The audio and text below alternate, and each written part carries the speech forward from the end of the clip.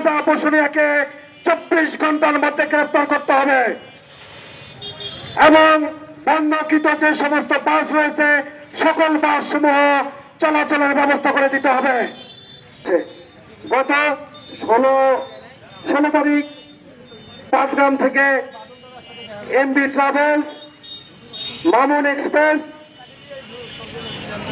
তারপরে শ্যামলী পরিবহন, হাসান পরিবহন, এমনি আরো কয়েকটি বাস, দূরপাল্লার বাস লালমনিরহাট থেকে 16-17 বছর থেকে আজকে চলাচল করছে, সুনামের সহিত চলাচল করছে।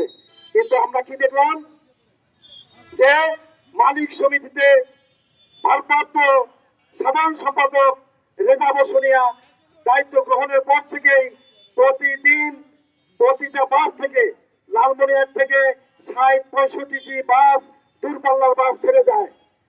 এই প্রতিটি বাস থেকে জিপির নামে 300 টাকা করে চাঁদা নেয়।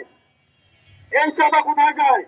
মালিক সমিতির ওই সেক্রেটারি তার পকেটে দেয় এবং আরো কিছু তার সন্ত্রাসী বাহিনী আছে যাদেরকে দিয়ে প্রতিদিন চাঁদা কালেকশন করছে। গত 16 তারিখ দীর্ঘ 16-17 বছর থেকে চলাচলকৃত আমার দায়িত্বে থাকা এমপি ট্রাভেলসের বাসটি আজকে 5-6 দিন থেকে বর্তমানে বন্ধ করে দিয়েছে চাঁদার জন্য। তাদেরকে গ্রেফতার করতে হবে। আমরা 24 ঘন্টা এসপি মহোদয়, সেনাবাহিনীর অধিনায়ক মহোদয়ের প্রতি দৃষ্টি আকর্ষণ করে বলছি যে আজকে কয় তারিখ? 20 তারিখ থেকে এই সন্ধ্যা থেকে আমরা 24 ঘন্টা আলটিমেটাম দিলাম। 24 ঘন্টার মধ্যে যদি রেজা বসুনিয়া সহ তার দোষরদেরকে গ্রেফতার না করেন তাহলে আমরা আবার 24 ঘন্টা পার হলে লালমনিরহাটে হরতাল সহ এবং লালমনিরহাটকে অচল করে দেওয়ার সব ধরনের প্রস্তুতি আমরা নিব।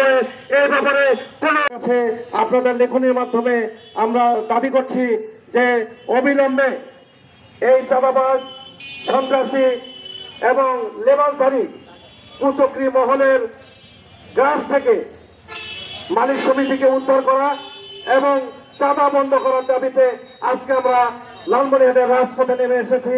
আমরা চাই লালমনিরহাট থেকে চাঁদা মুক্ত হোক, দুর্নীতি মুক্ত হোক। গাড়ি বন্ধ করে দেব, আমরা রোডে কোনো গাড়ি চলতে দেব না। আমাদের যে পরবর্তী কর্মসূচি আমরা জেলা পুলিশ সুপার মহোদয়ের কাছে কাগজ দেব, এমনি অবগত